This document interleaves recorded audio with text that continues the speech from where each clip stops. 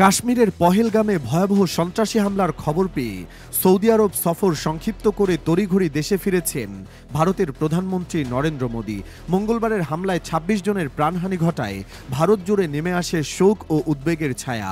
পরিস্থিতির গুরুত্ব বিবেচনায় কোনো প্রোটোকলের তোয়াক্কা না করেই মোদী বিমানবন্দরে নামার পরপরই সেখানে জরুরি নিরাপত্তা বৈঠক করেন। এনডিটিভির প্রতিবেদনে বলা হয়, বুধবার সকালে দিল্লি বিমানবন্দরে অনুষ্ঠিত এই বৈঠকে উপস্থিত ছিলেন ভারতের পররাষ্ট্রমন্ত্রী এস জয়শঙ্কর, জাতীয় নিরাপত্তা উপদেষ্টা অজিত দোভাল সহ শীর্ষ নিরাপত্তা ও গোয়েন্দা সংস্থার কর্মকর্তারা।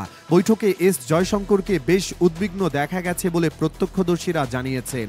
বৈঠকের শুরুতে কাশ্মীরের বর্তমান নিরাপত্তা পরিস্থিতি নিয়ে মোদীকে বিস্তারিতভাবে ব্রিফ করা হয়।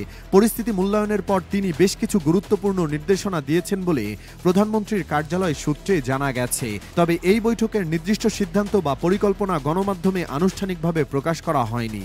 এর আগে সৌদি আরবে সফরের প্রথম দিনে জেদ্দার আল সালাম প্রাসাদে সৌদি যুবরাজ মোহাম্মদ বিন সালমানের সঙ্গে কৌশলগত বৈঠকে মিলিত হন মোদী।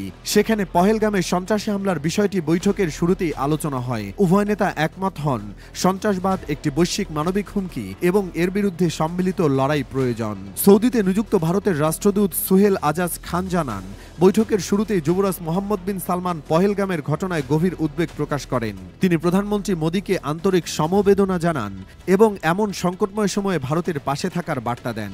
এদিকে এর মধ্যে যুক্তরাষ্ট্রের প্রেসিডেন্ট ডোনাল্ড ট্রাম্প ভারতের প্রধানমন্ত্রী নরেন্দ্র মোদীকে ফোন করেছেন। ভারতের পররাষ্ট্র মন্ত্রণালয়ের মুখপাত্র রণধীর জয়সওয়াল এক এক্স বার্তায় এই ফোন কলের কথা উল্লেখ করেন।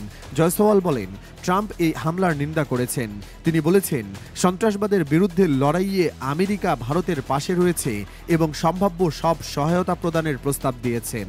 প্রধানমন্ত্রীর এমন তড়িৎ প্রতিক্রিয়া এবং বিমানবন্দরে বৈঠকে বসার সিদ্ধান্ত দেশটির জাতীয় নিরাপত্তা নিয়ে তার অগ্রাধিকারকে আরও একবার সামনে এনেছে বলে মত বিশ্লেষকদের।